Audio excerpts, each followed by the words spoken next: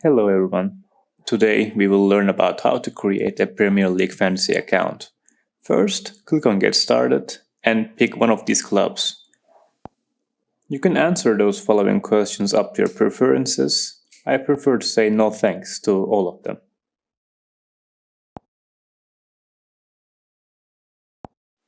At this screen, click Accept the terms and conditions, and after that, create an account.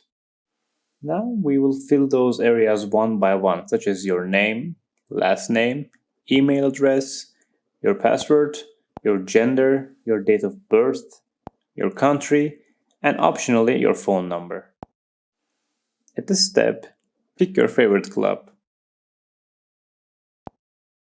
If you want to follow other clubs too, you can also select them from the screen. From this screen, you will choose if you want to receive emails from partners of the Premier League. After that, click Accept Terms and Conditions and click Next. You will receive an email. On that mail, there will be a link that says Activate my account. Click on it. Congratulations, you have successfully created a Premier League account. I hope to see you guys in the next video.